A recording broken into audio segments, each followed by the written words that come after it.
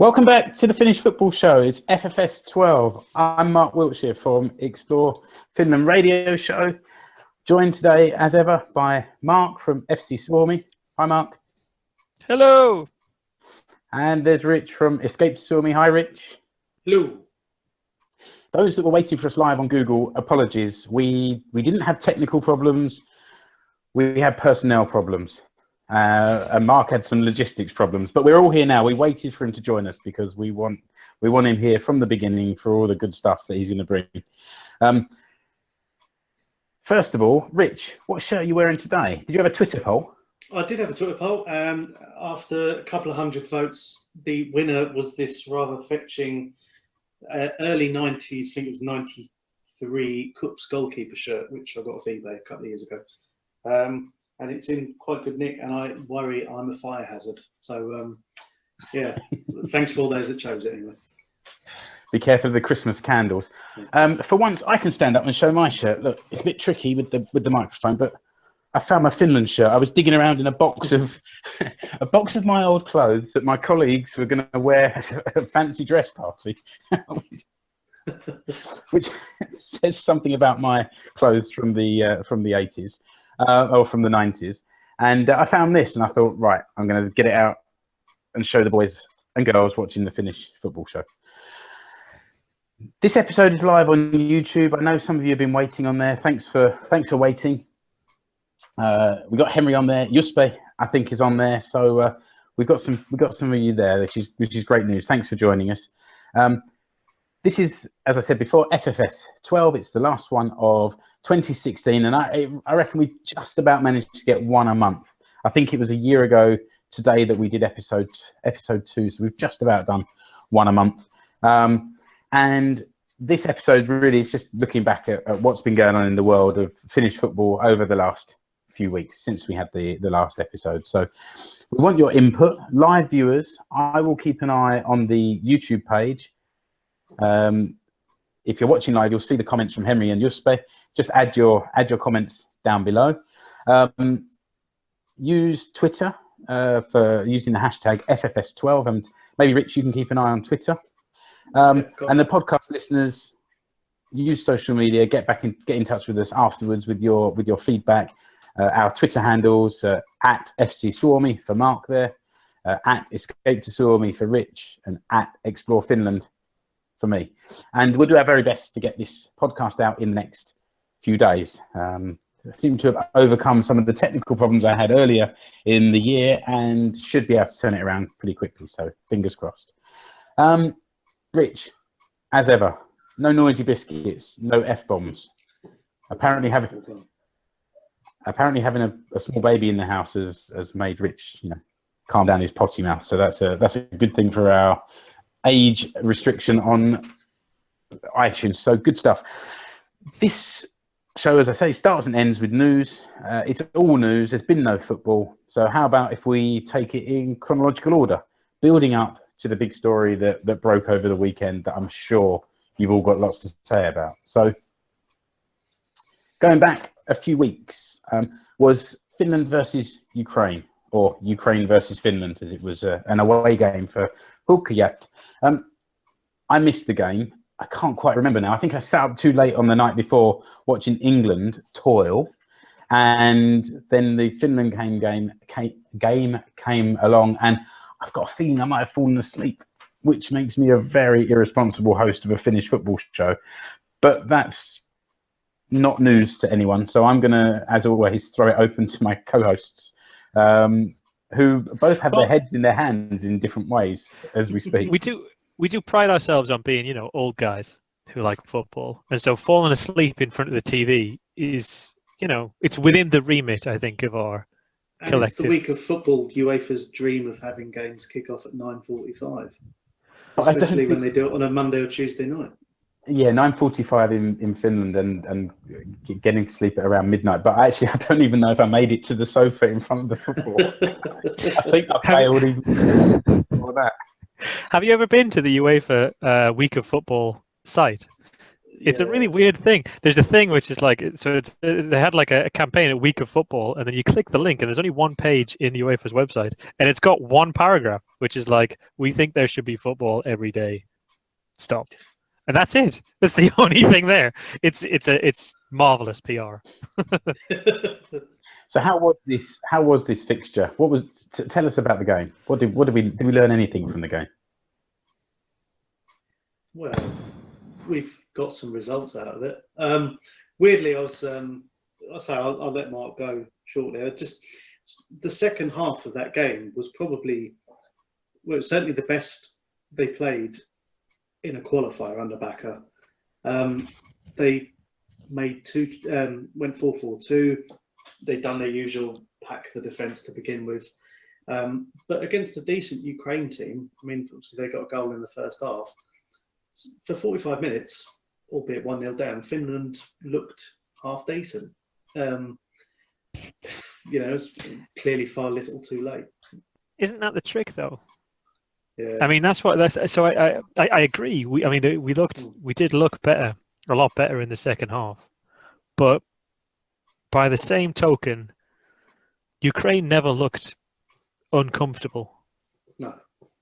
And we still didn't really create anything of sort of real note. Martin had that one chance, didn't he, from close? Yeah. He should. Yeah, he should have. Yeah, he should have definitely put that away. So we had one. We had one clear-cut chance. It's a bit like those Rolling Stones concerts where they sort of save their big hits, the best songs, right to the end of the show, so everyone comes out thinking, "My God, that was great," and most of it was filler. And we've come away thinking, "No, that wasn't that bad," but. Yeah, and I think it's a bit different to play. It's a bit different to play against a team that's 1-0 up, like who are at home, who know that we don't have a great potency.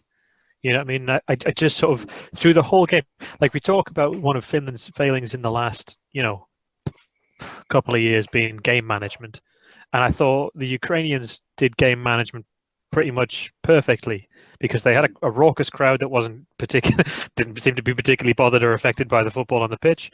They were at home. They went 1-0 up, and then they thought, okay, we've got pacey wingers who can hit these guys on the break, so let's just see what they can kind of throw at us.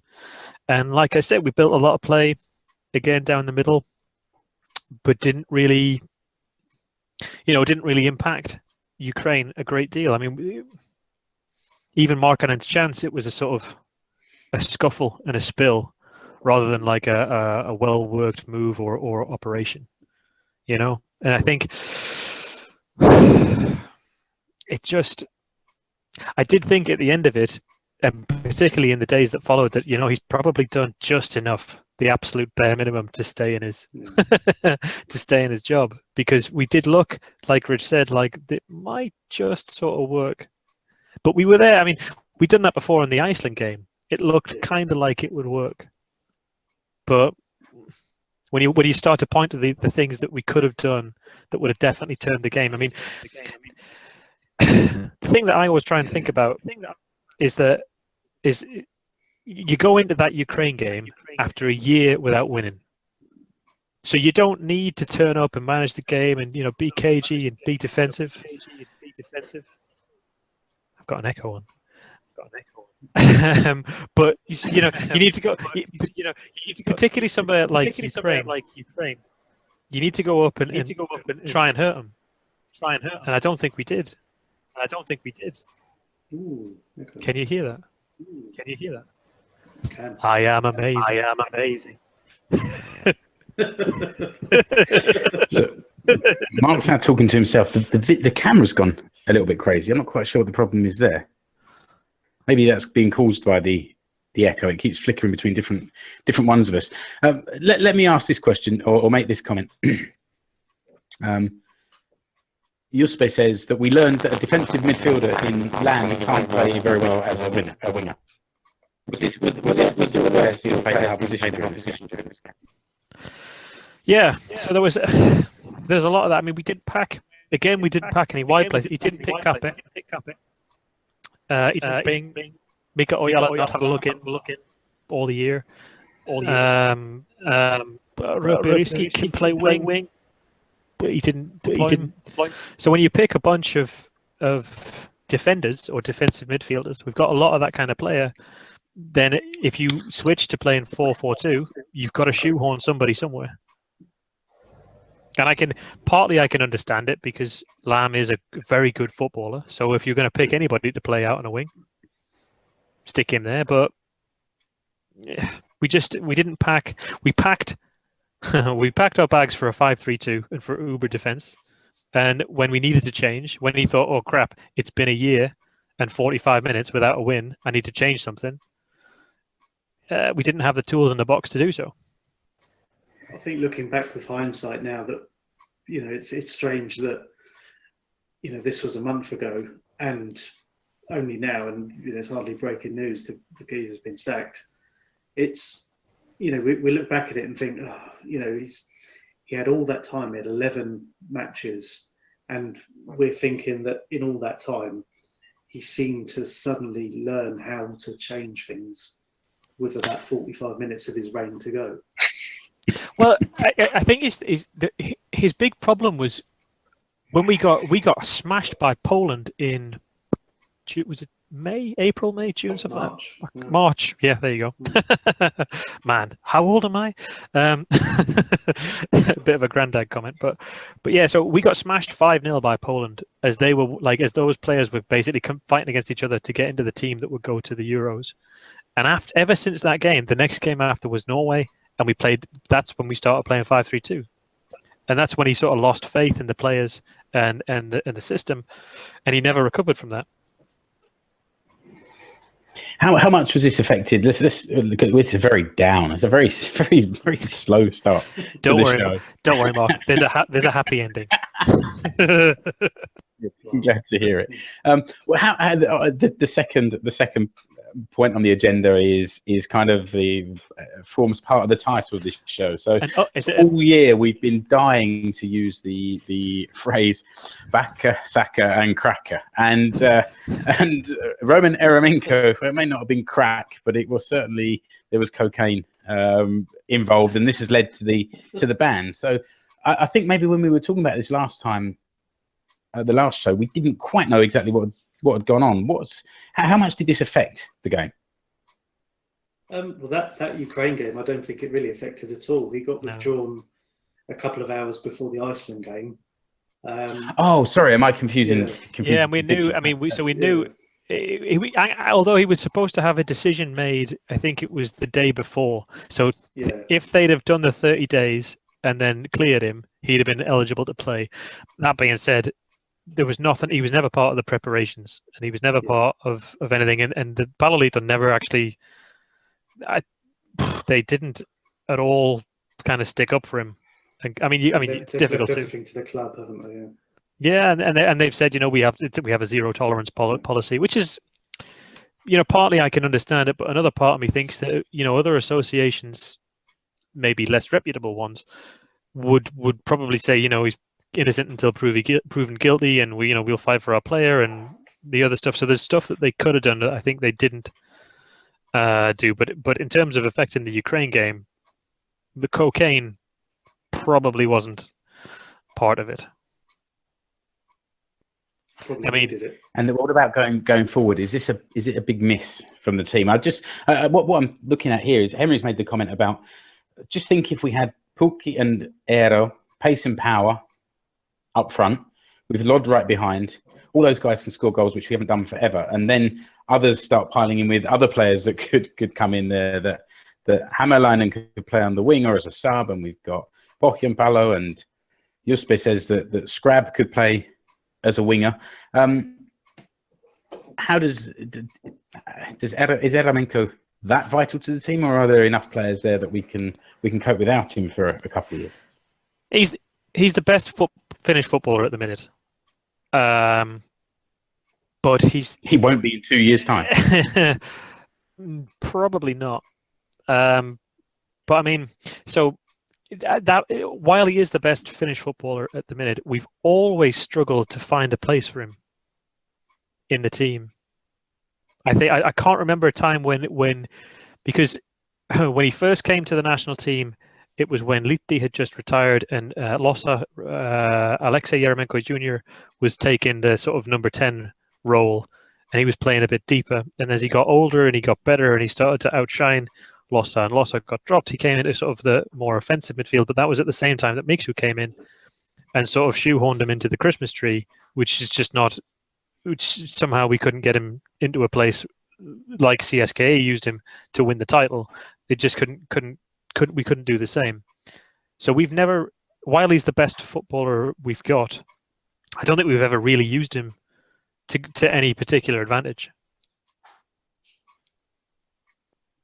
It seems that he could be the sort of player to build a team around, or could have been, and to get him, I'm picking the lock and creating things for other players, but now it's gone. So now perhaps Henry's comments are. But the strange thing is, you think he's been, he's got a 2-year ban now, and assuming his appeal doesn't, work out, there's no way he's going to play for Finland again, surely. Be out of the game for 2 years. And, by the time he gets match fit and everything else. But like Mark said, he's not played well or he's not been the club Eremenko that he has been for the national team. And even a couple of years ago in the Baltic Cup, Mixu tried playing him so deep, like almost a Pirlo type role. And even, that's like the days when England played Beckham as the quarterback. They tried to drop him to have that influence, but that's not his game. And it's difficult because, how do you get the best, unless you build that team around him, and when you've got two managers who are so wedded to either a particular system or a particular style of play, it doesn't really work. And, it sounds awful, but on his national team form, he's not that big a loss. Certainly the way that Backe was playing, the game kind of passed him by anyway. It turned out his last game was the Kosovo match, and I think he had a couple of shots from distance, but in a game that an experienced head needs to get hold of that team, he didn't. He's a bit of a passenger. I think I was a bit rude about his performance in one of the previous episodes, because I seem to remember that he stood out in my mind in that game for the amount of balls he gave away and miscontrolled, and the general ineptitude of the performance. So, and I think that those comments probably drove him over the edge. That's I'm truly sorry. I apologize. No, but I mean, while it's true that he's never really fulfilled his potential in the national team, I still think it's an enormous miss, because I think there's always been something like Rich said. He came to prominence in a time when managers were hell bent on deploying a specific style of play that absolutely didn't suit him. So when you funnel, both Mixu and Backe played in a way where there was zero width, which is understandable because we don't have a lot of wide options, but still there are ways around that. And when you've got no widths, you put all the play down the middle, and opponents just box you in. And when you box in a guy like Roman Yeremenko, it really cuts his, like, he's not that A-class, top-class level. He could be, or could have been, but he's not that, like, there. So it's really easy to stop Finland when all of your play goes through that one guy in the middle of the pitch, and there's no width, because there's no way for Finland or our opponents to kind of spread out the play and the possession. So we never in the same way that he never played well for Finland, we never once played to his strengths. Yeah, Which is a crying shame. And it's a similar thing with England over the years, I guess you could say, with players like Hoddle and then Letitia and Scholes and so on and so on. You've got these players that they're kind of wasted at that level. The ironic thing was that it was Hoddle who wasted Letitia for the England team. So as much as he sobbed about it as a player, he then went and did the same thing. But I will say one thing. So he's 30. Is he 30 or 31 now? I think he's 30 now. So 33. 33 for a guy like Roma if he rehabilitates and keeps his fitness and sharpness, he should be able to play at a relatively high level for, another 2-3 years. So I think that Roma will never play for Finland again, but I think that not because of his footballing ability. I think that because of the sort of the current position of the Palloliitto and the way it is. But I think if he was to work hard, to reform, to clean up his act, you never know how the appeal process goes. Apparently, he was just in the wrong place at the wrong time. this one time. So if he can get himself clean and hard working again, then 33 is still an age where a player like Roman could play again for Finland. Was he caught? Did he test positive in Russia? No, in the Champions Germany. League. Nobody tests positive for cocaine. That would have been ironic. Really. Nobody tests positive for cocaine in Russia. Nobody tests positive for anything in Russia. No. Let's move on from this before I get myself into trouble. Just looking at allegedly. Yeah, allegedly in alleged trouble. Yeah, I'm not sure if it works that way. Just looking at the message board here, I just wanted to say hi to a couple of those that are watching live. Penton, whatever your real name is, Penton, you gave a wave, so hi Penton, and also to Juha. So hi Juha. Thanks everyone there that's watching us live. Keep the chat coming. There's a few good comments that I'm trying to weave into the show, so keep that coming. I'll give you the credit. But now, the moment that the Finnish football show has been waiting for, or since it started 12 months ago, Backe's Saka. Mark, actually, we need to give a bit of credit to Keke Mulleri of this parish, who broke the news to us. Anyway, he didn't actually dig up the story himself completely. He found it online, as is the modern way, but he certainly brought it to our attention. Guys, Mark, Rich, what did you think of this when you saw it? I was actually genuinely surprised, because they had the first meeting when Roma's cocaine stuff came out, and there was no action taken on Backe. They said that they didn't have time. He kind of came out of that well that weekend. Yeah, and something very interesting happened the day after. So he came out of the review. And he said, "Yeah, we it's a complex issue. We had some really good talks. I think it's going well." That's what Backe said. And again, Pertti Alaja came out and said, "There's a lot to analyze, a lot to process. We're not going to make any rash decisions." So basically, the message at that time from the Palloliitto was, no news, nothing spectacular. The day after, Hannu Tihinen, head of player development at the Palloliitto, came out and said the long-term goals of the association is to be in the top 25 teams in the FIFA rankings by 2020, right? Which to me says that they sat down in a room, it went through all of the terrible results from the last year, and Backe said, "It's not my fault. These players are no good." And then the head of player development, Hannu Tihinen, had to then stand up and come out and say, "Yeah, all right, we're going to work closer with the clubs. We're going to put a concerted effort on our national team pool and players, and we're going to be, in the top 25 in the next year." So it looked like from the outside that Hannu was the guy that was going to take the rap for poor performances, which I mean 100% I don't agree with, but it looked like that was the kind of the message and the raison d'etre that came out of those meetings. Then this weekend, all of a sudden, out of the clear blue sky, it's not the player quality anymore. It's the fact that we haven't had results. And it just, I mean, yeah, I think it's a fabulous, fabulous decision, because I think a lot of the things that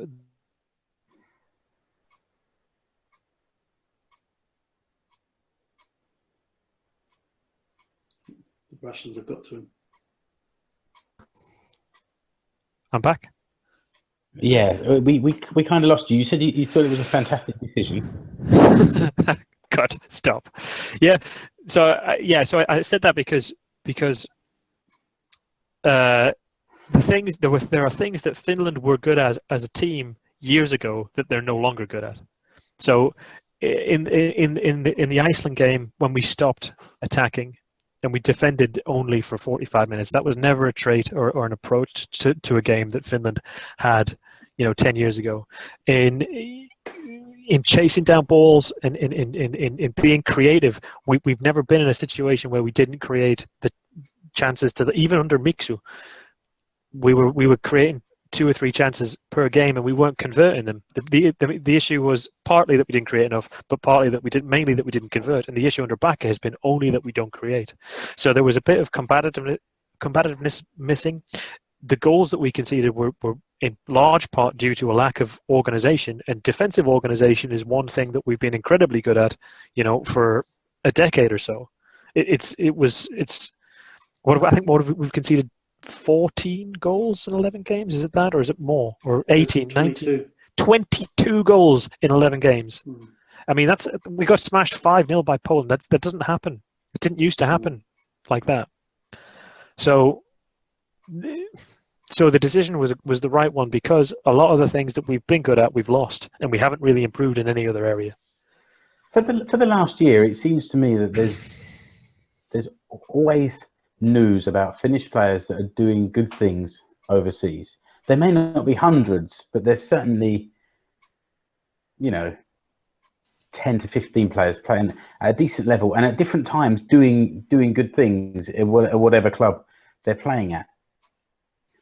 Beyond the wit of man to somehow harness that form and that ability into. I know they can't all necessarily play in exactly the same position they play for their clubs, and they're not going to be surrounded by their club teammates in every game for Finland. But it can't be impossible to improve on how things have been, can it? But that's his job. That's to get a team and improve and play above the sum of their parts. And you look at the players that Finland do have good players. You look at the spine of the team. I'm not, the biggest fan of some of them, but I mean, look at Fredetsky. He's playing in goal for Eintracht Frankfurt and playing very well in a team that's doing well. Stick him in a Finland shirt.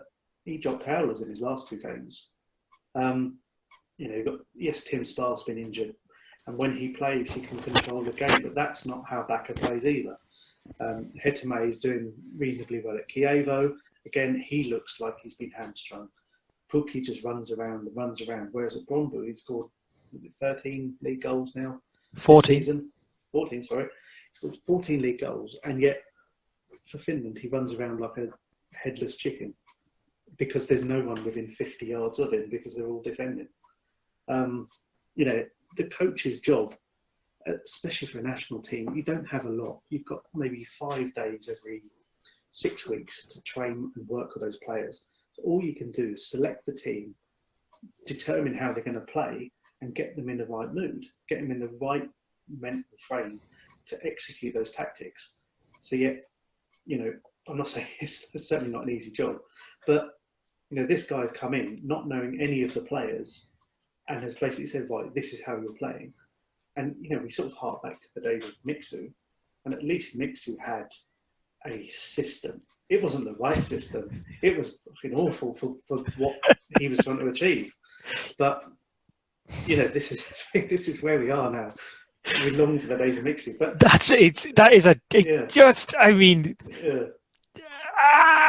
when we started this, we started talking about there could not possibly, that we loved Miksu and we wanted him to succeed, but his time had come and it was all over, and it couldn't get. We didn't at the time. Do you remember at the time we were saying I didn't think there could be anybody worse than Baxter, and Miksu hit Baxter 6 feet under, and then we went through 50 feet of crap and hit Backe. And Backe's you're 100% right.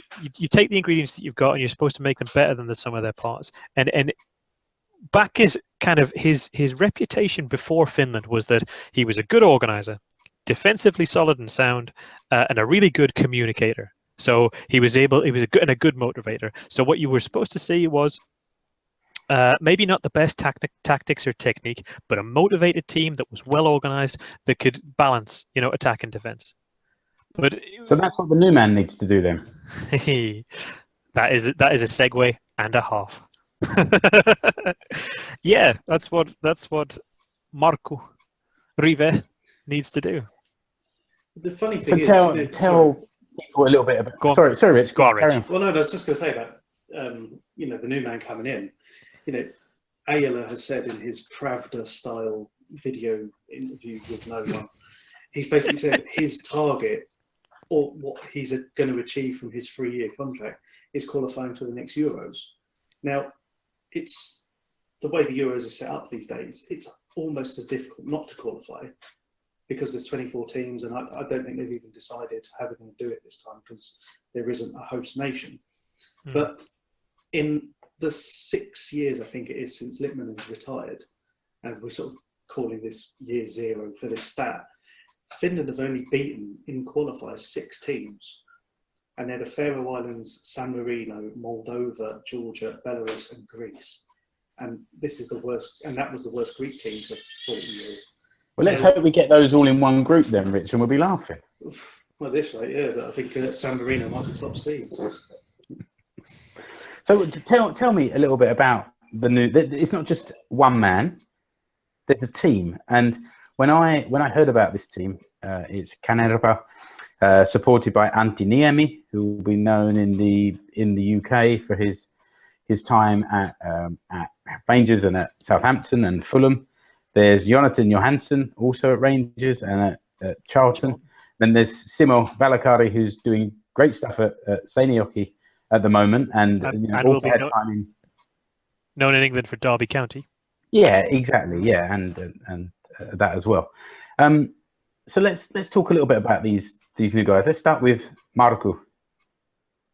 To start with, he's going to be the head man, and he had a little go about a year or so ago. Yeah. It's this is his third time. Third time's a charm. So this is his third stint as Hawkeye boss. I think he had 2 games in 2007 or 8, or was it later than that? I think it was after Baxter, wasn't it? Which would be 2010, 11. Yeah. Something like that. Yeah. So anyway, and he didn't win, and then he came in last year, and he came in for that bit when we knew that Backe would start, but while Backe was on the sofa in Sweden. If only there was some way we could have known. And yeah, so in that time he beat the Faroes at home and he beat Greece away. We were a minute away from beating Romania away when Nicholas Moisander played Stanko on side, and they equalised in the 91st or 2nd minute, and then we drew against Northern Ireland at home for the last game, which was a bit of a damp squib. But in those games, that's when your Pohjanpalo first as well came to the fore.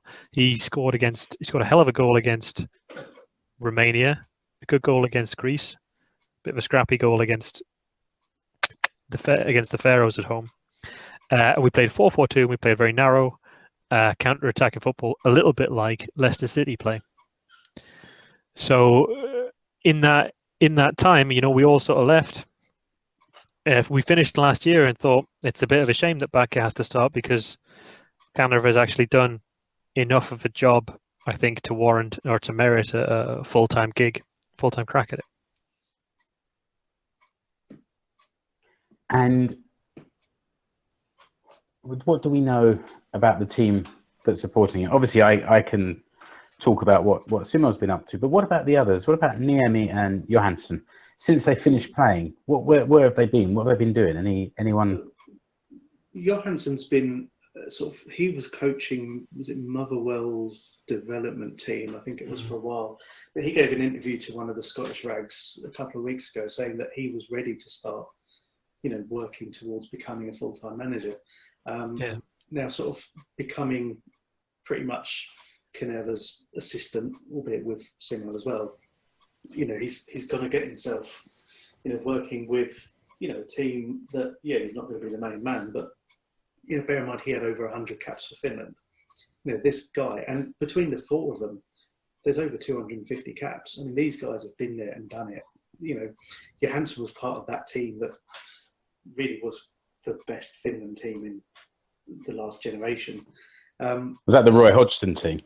I think it's slightly before that, maybe. A bit before, yeah.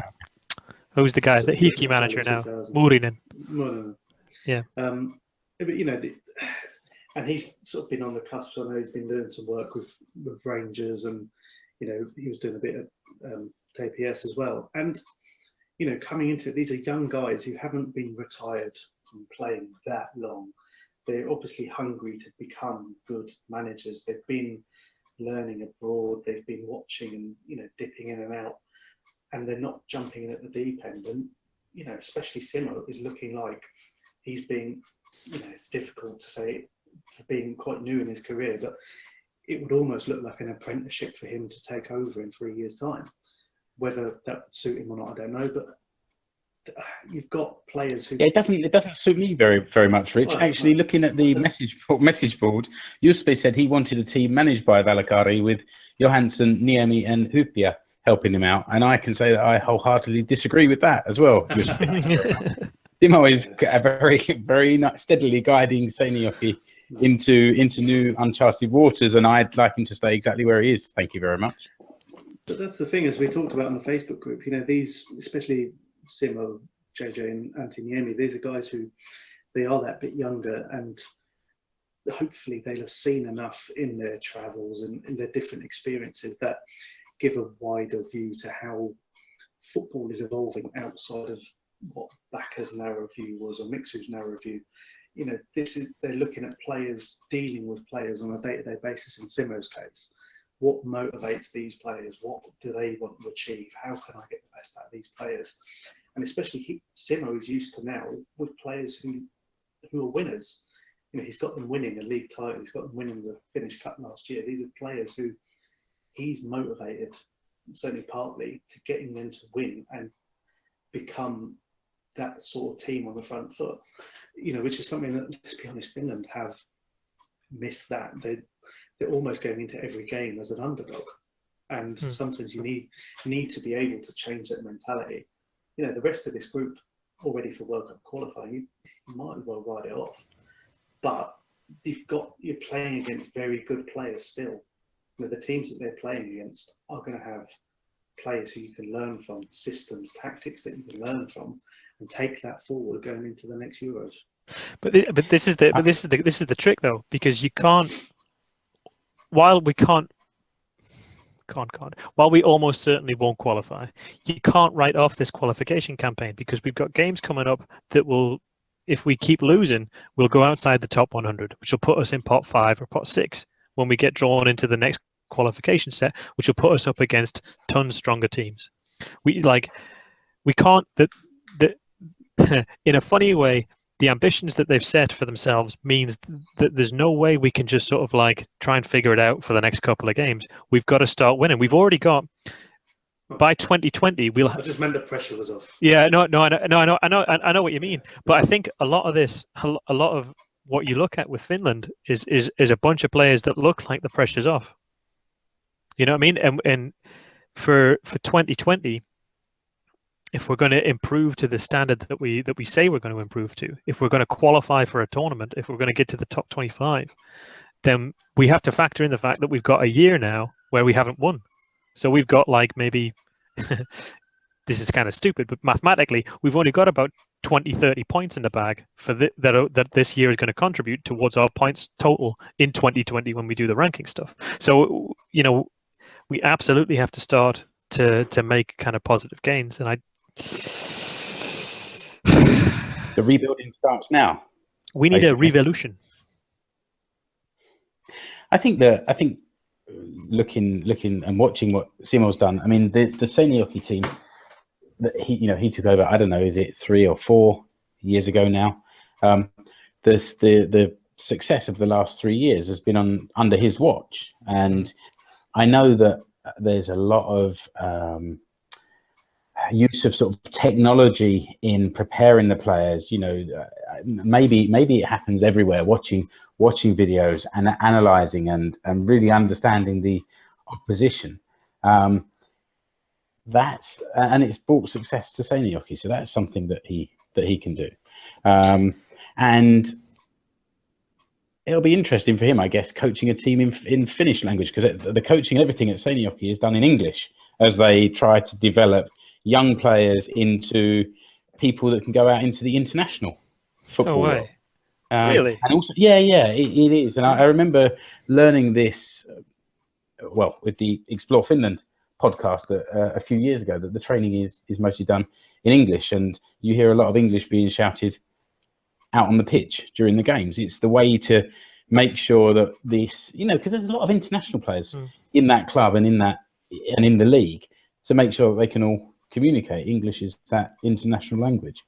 And I think one final thing is that this year, or at the start of the 2016 season, Seinäjoki lost a lot of players, brought a lot in, and it didn't work. And we discussed this in many recent shows.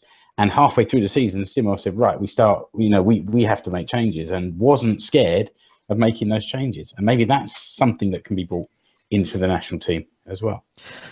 I think as well, when you look at, so he's brought in a lot of players, but when you look at some of the big hitters that have kind of driven Asiko's success, you look at like Mehmet Heitamai, you look at Roope Riski, you look at Ojala, the centre back. He's got a good faith in Finnish players. You know what I mean? So he's not like we discussed, Hoiko and their issues and how they've sort of, I guess, filled their playing squad with, some temperamental foreign imports in really key positions. And you look at Valakari, and I think he's made some pretty astute signings of Finnish national players that have really made that team stronger.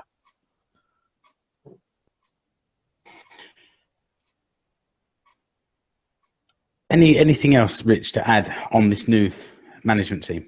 Like you said, I think it's certainly a step in the right direction, and for the future as well. I say it would be interesting to see the dynamic, with Caneva being the head man. It's apparent that he didn't even apply for the job when it was open a year ago, which is why he wasn't apparently considered. Although, he's on the Palolito payroll already. You thought they might have known he was there? Well, they knew he was there because they kicked him out of the hot seat. But it's at least they've got, between the four of them, they've got so much experience, and they've got a good mix of, backgrounds. They've got a good mix of current outlooks as well. And, hopefully, the players that Finland have got, that, there are the odd youngster dribbling through, but they've got the same core of the team that were there 3-4 years ago. It's what they can do with that. They'll be earning their money. Is there enough of them? Because young players. No, I meant coaches. Because if you think about Backe, so who left? Ikalainen left. Wall left. The Swedish guy. Ruth. I can't remember his name.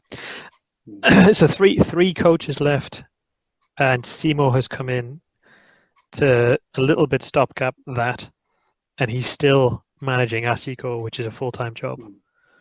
So I'd imagine Simo's contribution would be a lot, basically on the training pitch.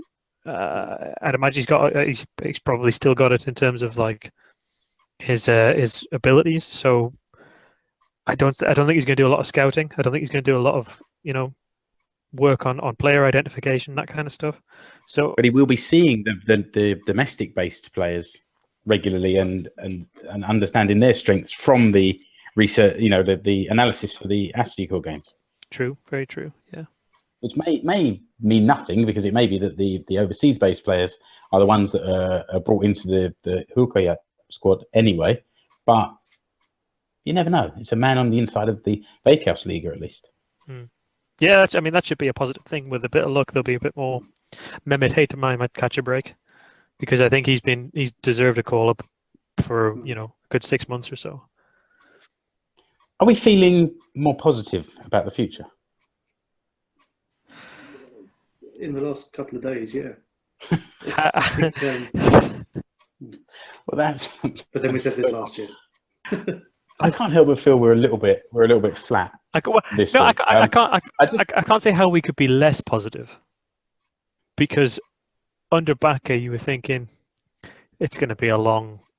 It was basically just a waiting game for when the Palolito would take any action. Now that they have, we have to be more positive, because we can sort of draw a line around 2016 and just call it mistake, and and move on.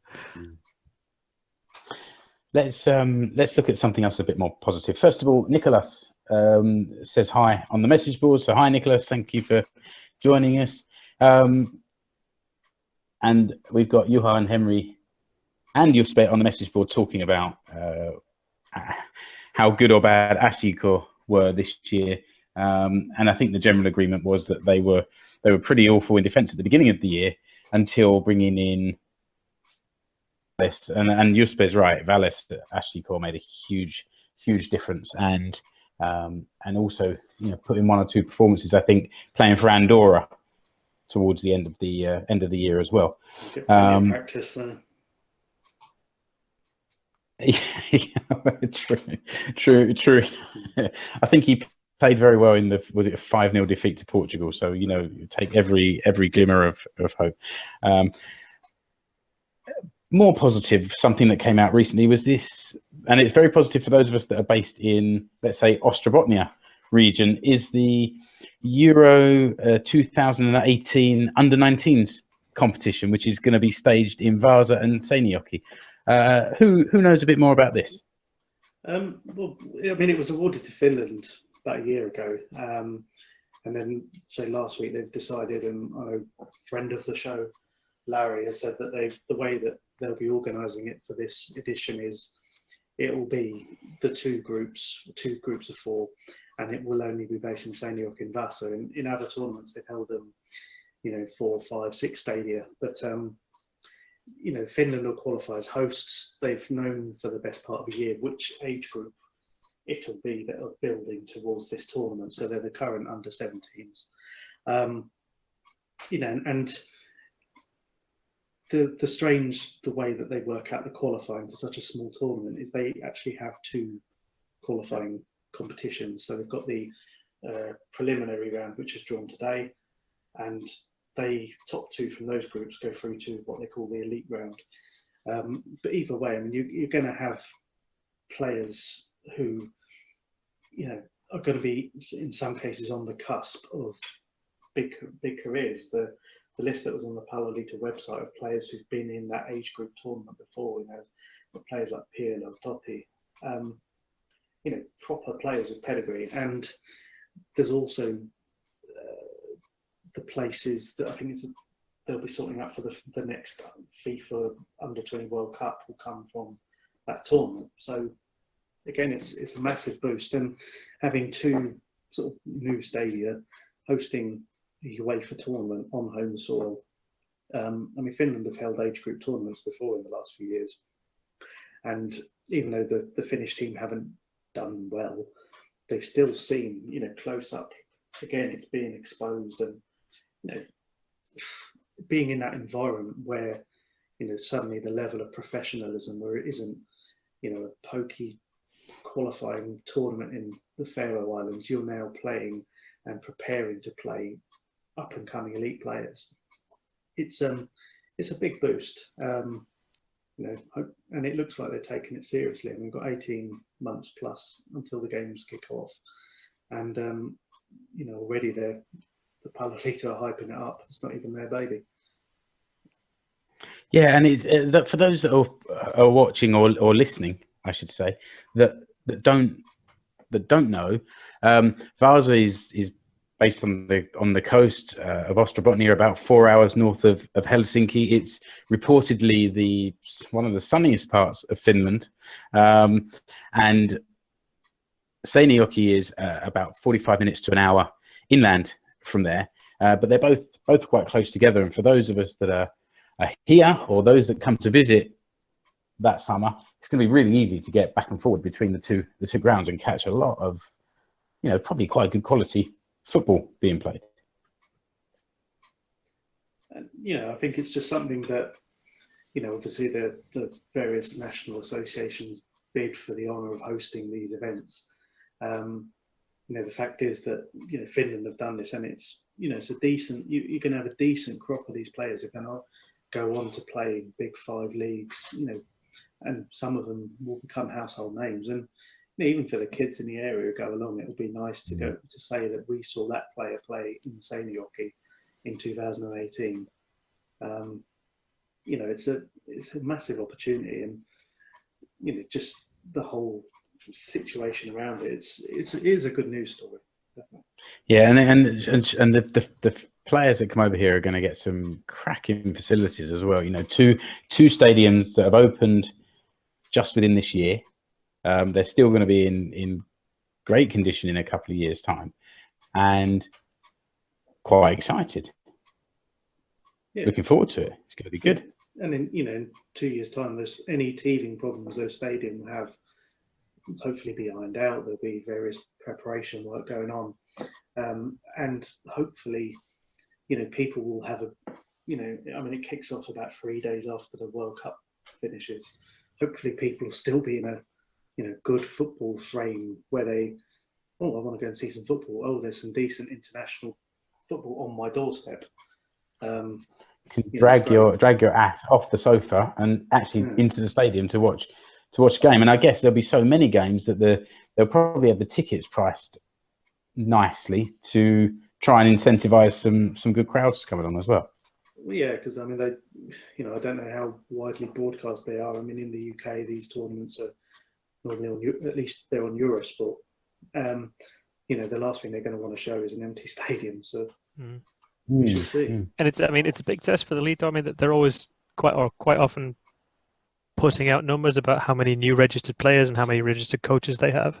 You know what I mean? So there's a kind of a primed population of people in Finland that should be, you know, inherently interested in this kind of thing. And I think if they can get, you know, a good show and good, first of all, a well-prepared team to compete, and then also pretty decent, sizable stands, fans in the stands, then I think we can have a bit more sort of faith in the in the association.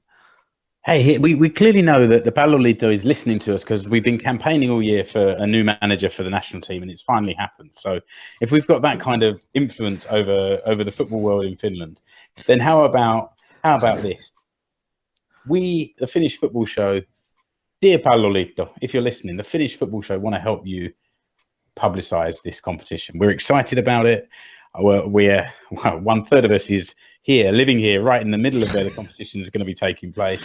What 1/3 of us can commute? Yeah, some of us now need to train in the plane. But in the lead up to it, let's, you know, we're here. We're going to be talking Finnish football, hopefully for the next year and a half, at least up until that competition. So let's, you know, let's talk. We don't have people to talk to your people. We are the people. So talk to us, and you know, maybe we can do something here to have a regular spot building up towards the under-18s, under-19 competition in 2018.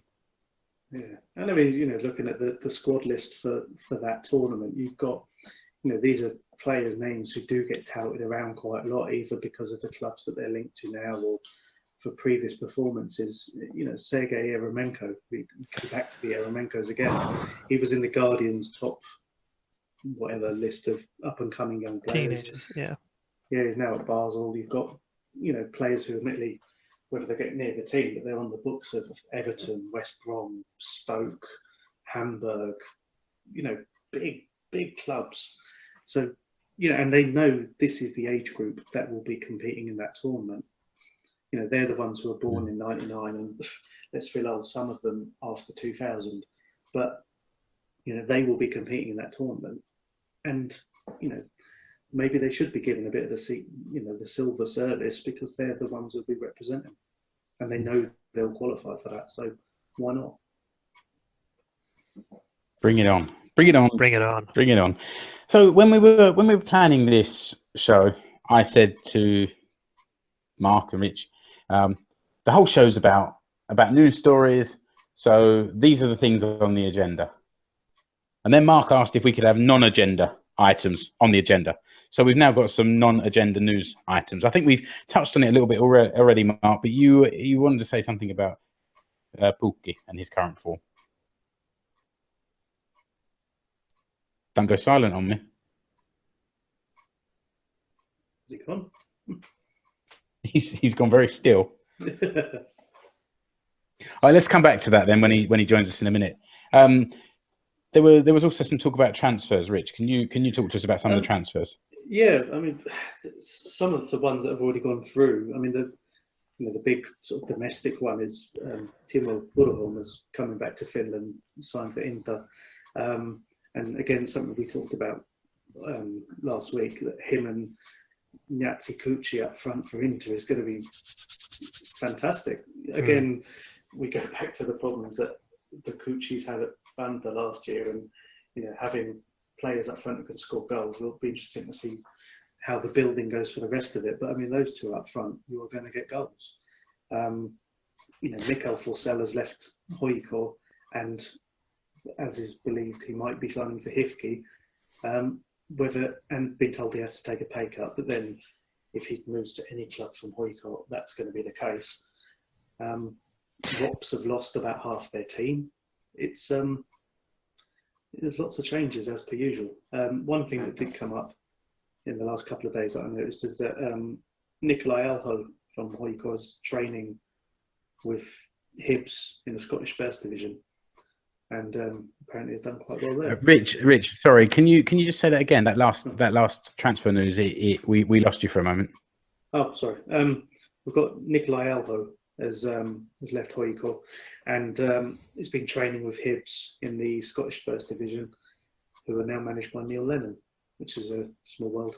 But he's done quite well there, and if he goes there, that'd be another Finn. They've got Otso Virtanen as their sort of second choice keeper. So again, a big club, albeit underachieving, but it's all go as per usual. Mark, we moved on to the subject of transfers. Any that come to your mind that you wanted to mention? Did you do Paulus? No. Paulus Arajuri is moving from Lech Poznan to Brøndby, to be with Teemu Pukki, which is a good it's a good deal for him because he's better than the current crop of centre backs there, and he'll get game time. But I think he could have probably done better, which is a bit of a strange thing. I think he's done so well in Poland. He's won titles. He won the cup last year. He's been performing consistently for Finland. He could have hit somebody like, I don't know, Celtic, somebody in the Scottish league. There was talk of him going to Rangers in the summer. Yeah, Rangers would be, a decent fit for him. Historic big club, not too far away from maybe not this year, but not too far away from returning to the European stage.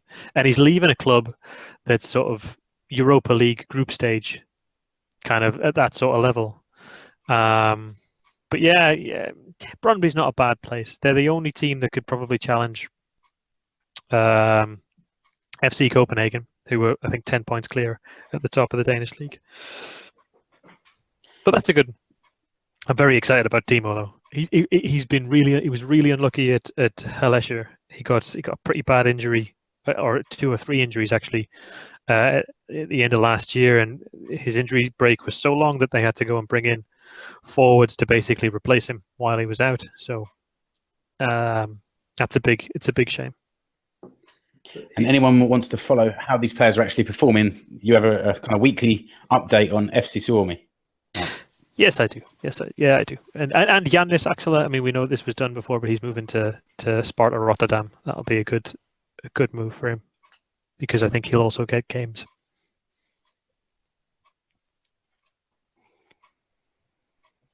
Juspe's mentioned that Mossa is coming back to Hoiko. Yeah. Potentially, that could be excellent. If they get, there's a guy who I don't know, but Tim Väyrynen has not played for Dynamo Dresden this year. and he's not played. I know I don't. I don't want to start on Tim, but he's not played competitively this season, and he's not. It doesn't seem like he's going to go anywhere for him in Dresden. If you put Tim Varnen up front with Mossa alongside him, Højgaard win the league hands down. As good as SEK are, and as good as Marienham will be, with Tim Varnen and Mossa up front, I think you can just call it a day. Well, let's hope that doesn't happen then. I think they almost won the league for Honka, didn't they? Yeah, he did. Yeah, exactly. That's what got him the moves abroad, and in the first place. So. And what about Demo Backe, Mark? You cut yourself off, or the internet cut you off in your prime there. All right. Okay. But Demo's not moving anywhere because he's currently the top scorer in Denmark. He is in beautiful form, so it's not really transfer related. No, it was just news. But yeah, it was non-agenda news on the agenda. He looks incredibly sharp. I mean, I know it's the Danish Superliga, but he's running a lot more. Like, I don't know if maybe this is sort of one positive side effect of the national team about how much he had to run on his own in a whole sort of half of the pitch. But he's running a lot more. He's splitting defenders up. He's dropping off and getting on the blind side, and he's finishing without. He's not thinking. He's just hitting it and doing what a proper striker does, which is just take a touch and finish. So he's looking really good. 14 league goals he's got, and in 21 league games, and I think he's got 22 goals in all competitions so far this season, which is pretty hot.